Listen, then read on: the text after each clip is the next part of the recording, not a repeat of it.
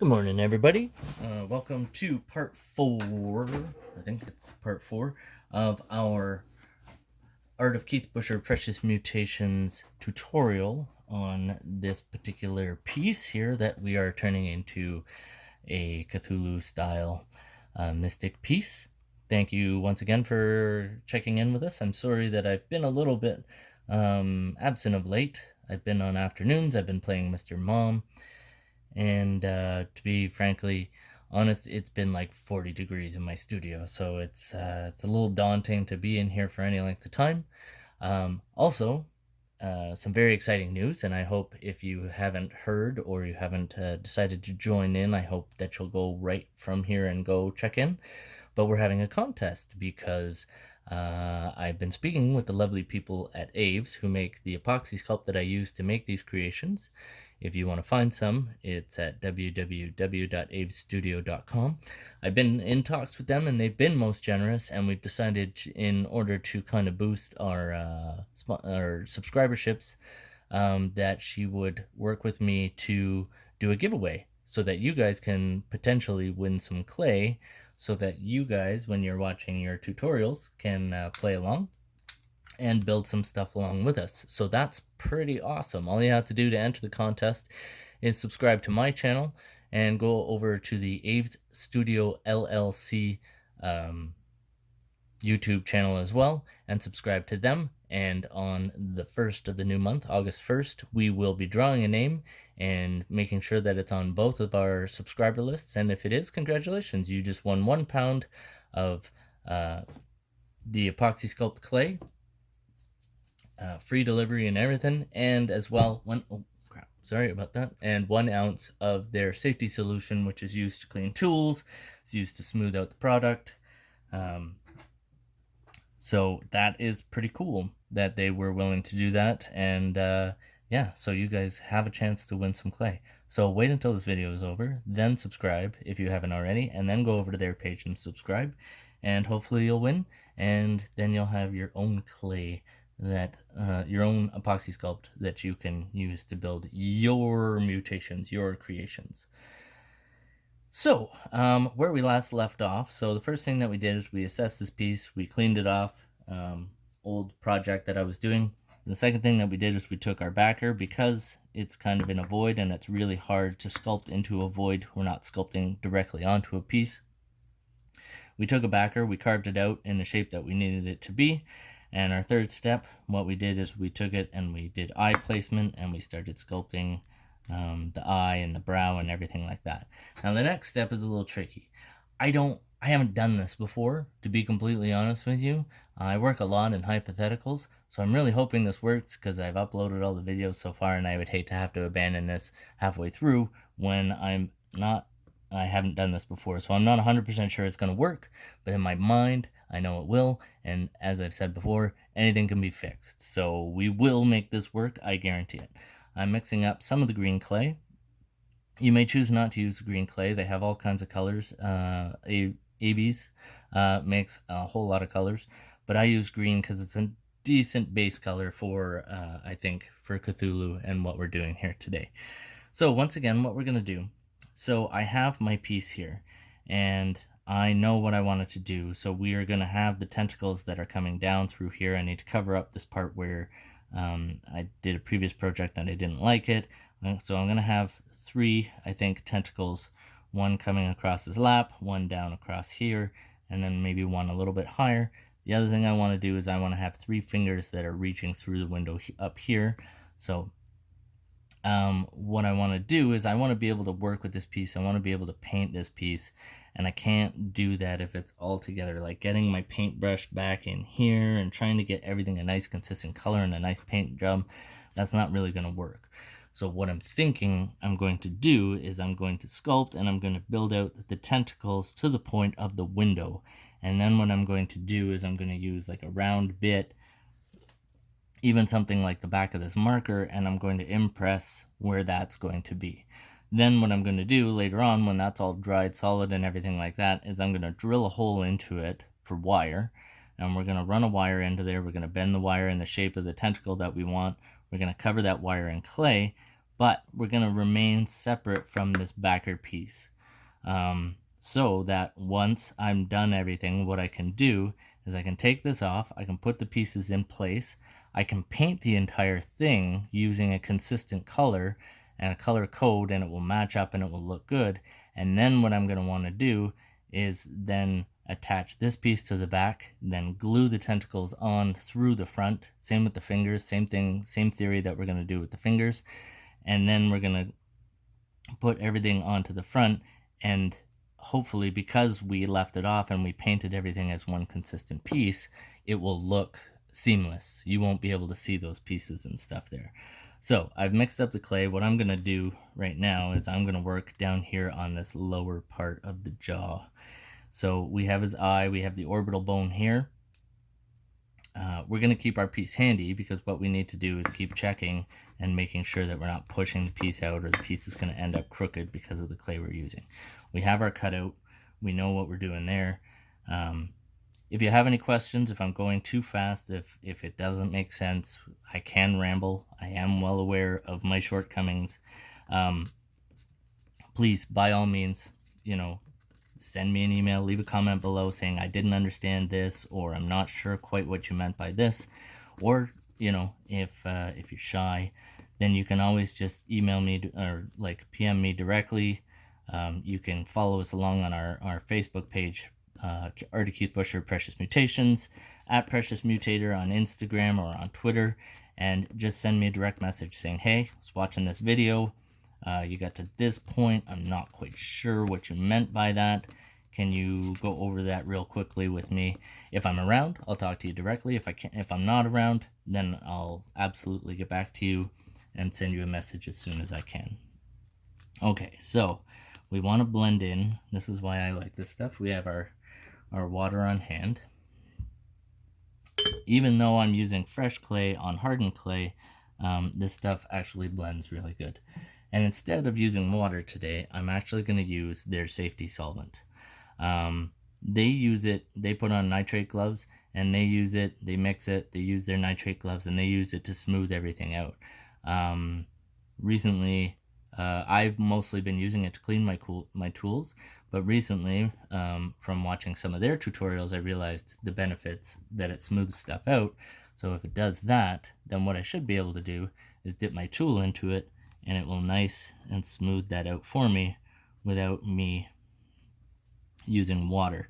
Water will work, and especially in this case, because we're going to ultimately paint it and make everything look good.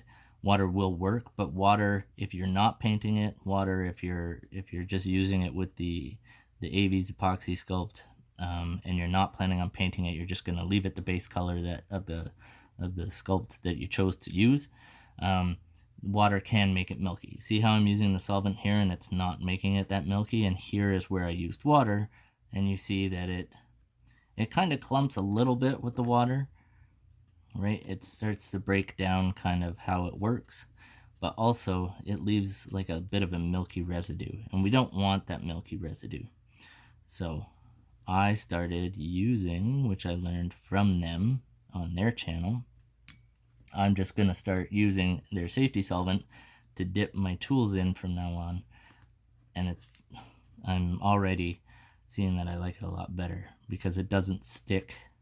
Water breaks it down, like I said, and changes it a little bit, and then it tends to stick to my tools, and I don't want that, so I'm going to use the safety solvent. Okay, so we have now underneath the eye, I'm going to move my safety solvent for a second here. Have I said safety solvent enough times in the last 5 minutes? Safety solvent. I just want to double check, right? So for tentacles, I'm thinking one is going to go there. Like I said, we wanted one to kind of come down, so we'll make a mark here. And then we're going to have one that comes up and over his lap. So let's make so we're just, putting our piece in. This is where we want it to be. So these are where our tentacles are going to come down. So, like I said, we can use a Sharpie, the back of a Sharpie, something round, just a round tool like I'm using today. I'm using kind of just one basic tool a bit today. Now, we want them to kind of be like nostrils, I think. I hope. So what I'm going to do is I'm going to kind of... Sorry, I'm hitting my camera stand. I need to invest in a better camera stand. I'm well aware of this. I'm working on it. I appreciate your patience in it. I hope you're not getting seasick as the camera bounces back and forth. Okay, so like I said, what I'm going to do is I'm going to build 3 almost nostril-like protrusions for my tentacles. I'm not worried too much about... We're going to detail these and everything. I'm not making it perfect. I'm just kind of putting them where I'm expecting them to be. Now this one is going to be more directly straight in because of the fact that it's going to be coming almost straight out and into his lap. Right? And like the gums that we did on our skull sconce, you know, you want to really kind of separate. Sorry, I hit it again. I'm working on different camera angles and where I can put my camera thing, and I'm doing all right, but I need a better camera stand, clearly. Okay, so not worried too much about down here because this is all going to get... I'm not worried about details and that sort of thing because this is all going to get covered by our tentacles that are coming through the window. But we do want it, like I said, to look like it's part of the face. And down here we're going to have a cheek, so I'm probably going to add that later. I thought I mixed more clay than I did, but I did not. Okay, so let's put our little piece back here and see how that's going to look. So we've got our start of our tentacles. Now I can go through the window and kind of place better where I want those pieces to go. Don't worry too much about getting detail in here and on these parts because I'll probably, once we're like, once I'm working on the other part, the tentacle itself, we're going to probably blend over that a little bit. I have an idea of what I want to do. So when I'm making the tentacles, and the tentacles are going to be attached to this part, I still want them to be able to come off. So what I'm thinking I'm going to do is probably fill these parts with a little bit of clay, a little bit more clay, so they're not so hollow, so I don't have to build it in and underneath this piece. And then what I'm actually going to do is I put for me, when I want a piece to come apart, but I want it to be seamless, I'll actually take a piece of wax paper, because this doesn't really stick to wax paper, and I'll stick it between the 2 parts that I still want to come apart, because I know this part is still here, but it allows me to really push in and make and shape the next piece that I want, but then still be able to remove it after. So what I'll do is I'll end up waxing, putting in wax paper, I'll stick the tentacle on, and then we'll build it out, and then I should be able to just remove that tentacle. What we're gonna do is we're gonna just make the shape of the tentacle originally, and then take it off. That's when we'll add a thin top coat of clay, of epoxy sculpt on top of it, and we'll put our details into that. We'll put the little suckers on our tentacles and those sorts of things, and then you remove the wax paper. When we're ready to paint everything, we can put it together, and then all we need is a little tiny bit of clay or even some crazy glue. We'll use the wire as a guide to push it right back into where it was, and then boom, we're set right after we've painted. But that's several steps away. I'm just kind of giving you a guideline so that if you're trying to troubleshoot and trying to figure out what it is that you're doing, you kind of have an understanding of what I'm talking about and where we're going. I am a why guy. I drive people at work absolutely bonkers because people are constantly saying like, okay, this is what we're doing today. And to me, I'm like, why? Like, it just helps me understand when I'm building something, why I'm doing it the way that I'm doing it, you know? To me, if I have an image, an idea of what it's going to look like at the end, then I better understand the instructions that I'm being given. I have better guidelines of how I want to finish it, of how I want it to work, and potential problems that are going to arise from what I'm doing, and that drives people nuts for some reason. But I like to think of these things and anything that I build. I say to people that I work with is treat it like a chess match. Always be thinking 3 steps ahead. Okay, I know what I'm doing now. I'm working on that. But while I'm working on this, I need to think about what's my next step, what's the step after that, and what's the step after that. Because if I'm looking at something and going, well, then I'm not going to be able to remove this piece to get to this piece if I do that. Or this piece is suddenly going to become extremely difficult to paint because I can't get my paintbrush in there. So I need to figure out a way to get around doing it that way. I don't know. I'm just constantly thinking. The other thing I think about when I'm building these pieces, if you're interested, is I'm always thinking up titles. I'm always thinking up backstories. If you're doing that, if you're focusing on that, then it really brings life into your piece. So you're thinking about, how did this boy get here? What's going to happen after this part? Like, what's the next step in this? We're trying to tell a story with our piece, which is basically this poor kid has stumbled into a church and he's praying for help, but the help that he is looking for is maybe not necessarily, or maybe it is, from this specific deity. So, I like to think, what would happen, what's going to happen an hour from now, what's going to happen, a day from now. Is this the beginning of the end? Is this, who knows what's going to happen, but those are the stories. Those are the stories that I think about. Sometimes they end up being little nursery rhymes. Sometimes I build other things. Sometimes they have a whole story to them. So I'm just mixing up a little bit more clay here because, like I said, I just want to fill these in a little more. I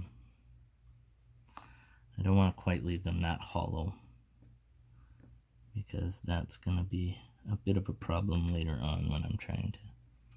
So I'm going to put a bit of clay in while it's still wet, and what this will do is this will give me something solid to drill into and a basis that I can build my tentacle off of. So we're just going to smooth this in here, pack it in, using this safety solvent to kind of just make it a nice smooth surface so that we don't have any air gaps or anything when we go to add in our other piece. Okay, so we're just gonna smooth that out as best we can. We'll probably use a little piece of clay to fill that in later. Okay, we're gonna do that on these other 2 pieces here. This one seems like a really wide tentacle as compared to the other 2, but maybe as we fill them up, we're gonna stretch them out a little bit more. Alright, so I hope you all are staying cool during this heat wave. Today we're like over 100 degrees American. We're like up over 40 here in Canada. That's definitely, in the summer we have a lot of days where we reach above 40, but it's been really humid and really gross here. But beats the heck out of snow still, I think, as long as you got a decent air conditioner. So yeah. So while I'm just putting the finishing touches on today's tutorial, just a friendly reminder that we're doing a contest giveaway where you guys can win a pound of the clay. All you got to do is subscribe to my page and subscribe to the Aves Studio LLC page, and you'll be entered into a draw, and the winner of that draw will win a pound of epoxy sculpt of your choice of color, as well as 1 ounce of the safety solvent, which I'm using to smooth out and clean my tools today. and we will deliver that free of charge to you, to your house, and then you have no reasons not to start sculpting along with me and building your own mutations. Trying to build an audience, so please, please, please, if you like what you see, if you like what we're doing here, if it's of interest, even if it's not for you, but you know somebody who would probably benefit from learning some stuff or anything like that, please share our page. Please pass it along. Please don't forget to mention me as an artist. This word of mouth is the biggest way for us to kind of get some publicity. This is what I want to do with my life. I want to teach people. So please like and share our page with any artist friends that you know, people who might be interested in this sort of thing. People who, I'm always looking for collaborators. So if there's somebody who wants, you think you know somebody who wants to work along doing this or wants to provide some content to my page, then hallelujah, I'm listening. All right, so you see here now that we have our 3 spots which we can add our tentacles into. One's going to come out here, one is going to come down and cover this part, and then one as well over his lap. So that should cover up my previous mistake, which is over here.